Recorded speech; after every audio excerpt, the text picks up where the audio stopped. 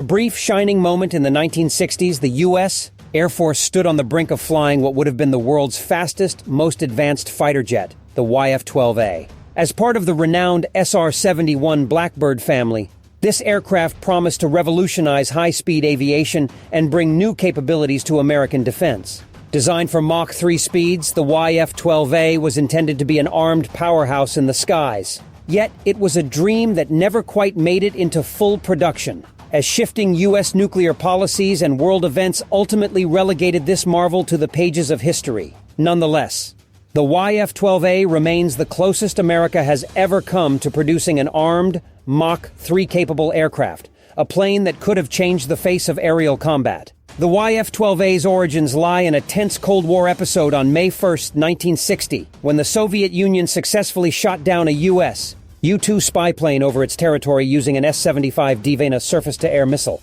The incident, involving CIA pilot Francis Gary Powers, exposed the vulnerability of U.S. reconnaissance efforts. The high-flying U-2 was no longer safe from Soviet air defenses, and the U.S. urgently needed a new way to gather intelligence from the skies. In response, Lockheed's Advanced Development Programs Division, better known as Skunk Works, presented the CIA with plans for a revolutionary reconnaissance plane capable of outpacing and outmaneuvering any existing air defense. This aircraft, initially codenamed Oxcart and later known as the A-12, could cruise at Mach 3.1 and reach altitudes of up to 95,000 feet, well beyond the reach of Soviet missiles and radar.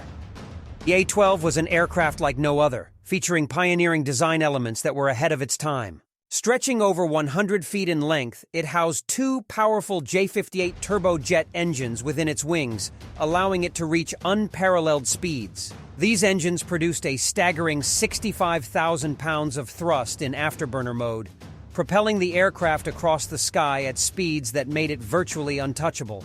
With a range of 2,900 miles before refueling, the A-12 could conduct extensive surveillance missions over hostile territory, capturing vast photographic detail from its belly-mounted cameras. Flying at altitudes nearly 3.5 times as high as Mount Everest, the A-12 provided a panoramic view of the landscape below, making it a significant asset for intelligence gathering. What truly set the A-12 apart was its stealth design, a first for any aircraft of its kind. President Dwight D. Eisenhower, who had a vested interest in keeping reconnaissance missions under the radar, quite literally, pushed for an aircraft that could avoid detection by enemy radars.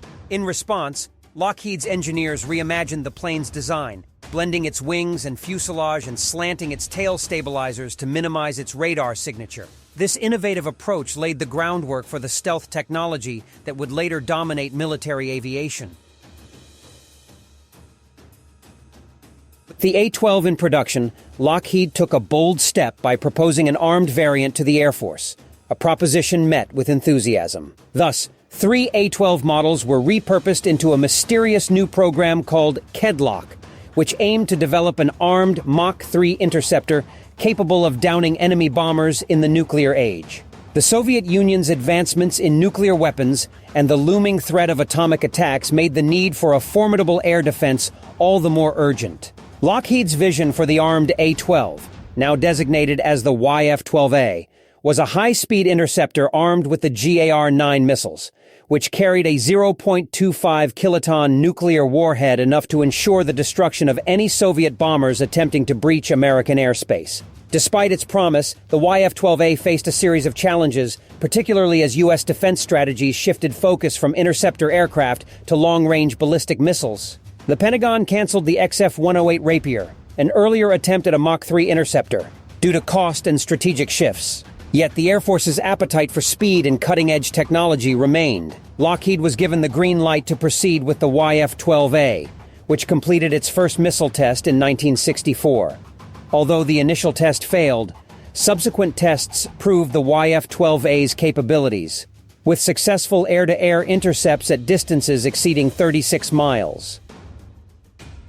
The YF-12A served as a technology demonstrator, proving the feasibility of Mach 3 interception and setting the stage for even more ambitious projects. Engineers began working on a production model known as the FB-12, designed to carry both air-to-air and air-to-ground nuclear missiles.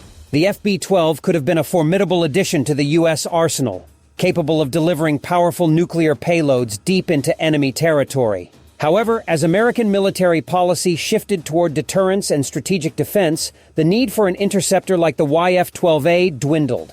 The Pentagon ultimately decided against mass-producing the FB-12, leaving the YF-12A as an impressive but underutilized achievement. Today, the YF-12A stands as a testament to what could have been. 3 prototypes were built, with one on display at the National Museum of the U.S. Air Force in Dayton, Ohio. The legacy of the YF-12A lives on in the SR-71 Blackbird, which inherited its advanced design and Mach 3 capabilities. Although the YF-12A never saw full operational deployment, its story remains a captivating chapter in the history of military aviation, an era when technological ambition met the complex realities of Cold War geopolitics. For a brief moment, the U.S. was on the cusp of fielding the fastest, most advanced interceptor ever conceived, a symbol of American ingenuity and a reminder of the ever-evolving nature of warfare and defense strategy.